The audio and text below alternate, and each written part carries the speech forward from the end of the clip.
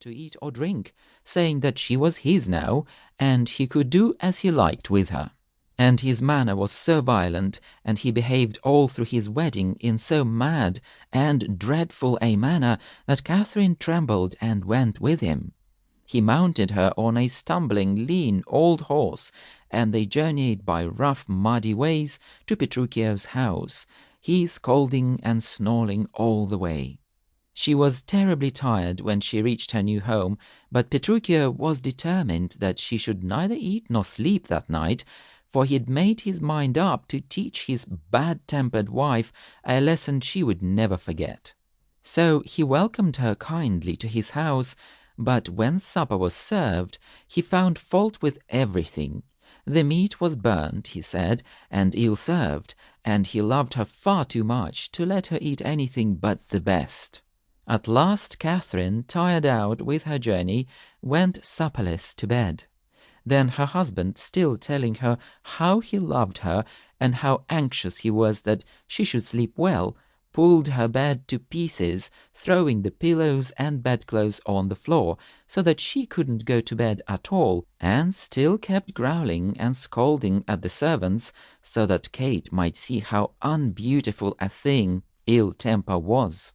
The next day, too, Katherine's food was all found fault with, and caught away before she could touch a mouthful, and she was sick and giddy for want of sleep. Then she said to one of the servants, "I pray thee, go and get me some repast, I care not what." "What say you to a neat's food?" said the servant. Katherine said yes, eagerly, but the servant, who was in his master's secret, said he feared it wasn't good for hasty-tempered people. Would she like tripe? "Bring it me," said Katherine. "I don't think that is good for hasty-tempered people," said the servant. "What do you say to a dish of beef and mustard?" "I love it," said Kate, "but mustard is too hot." "Why, then the beef, and let the mustard go," cried Katherine, who was getting hungrier and hungrier. "No," said the servant, "you must have the mustard, or you get no beef from me." "Then," cried Katherine, losing patience, "let it be both, or one, or anything you like." "Then," said the servant, "the mustard without the beef." Then Katherine saw he was making fun of her, and boxed his ears. Just then Petruchio brought her some food, but she had scarcely begun to satisfy her hunger before he called for the tailor to bring her new clothes, and the table was cleared, leaving her still hungry.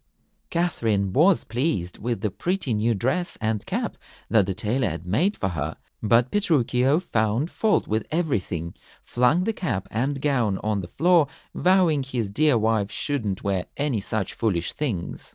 "I will have them," cried Katherine. "All gentlewomen wear such caps as these." "When you are gentle, you shall have one too," he answered, "and not till then."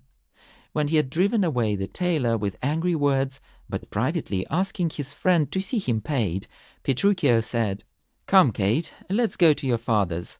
Shabby as we are, for as the sun breaks through the darkest clouds, so owner appeareth in the meanest habit. It is about 7 o'clock now. We shall easily get there by dinner-time." "It's nearly 2," said Kate, but civilly enough, for she had grown to see that she couldn't bully her husband as she had done her father and her sister.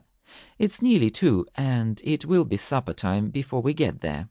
"It shall be 7," said Petruchio obstinately. "Before I start, whatever I say or do or think, you do nothing but contradict. I won't go today, and before I do go, it shall be what o'clock I say it is." At last they started for her father's house. "Look at the moon," said he. "It's the sun," said Katherine, and indeed it was. "I say it is the moon. Contradicting again? It shall be sun or moon, or whatever I choose, or I won't take you to your father's." Then Katherine gave in, once and for all. "What you will have it named," she said, "it is, and so it shall be so for Katherine." And so it was, for from that moment Katherine felt that she had met her master, and never again showed her naughty tempers to him or anyone else. So they journeyed on to Baptista's house, and arriving there they found all the folks keeping beer.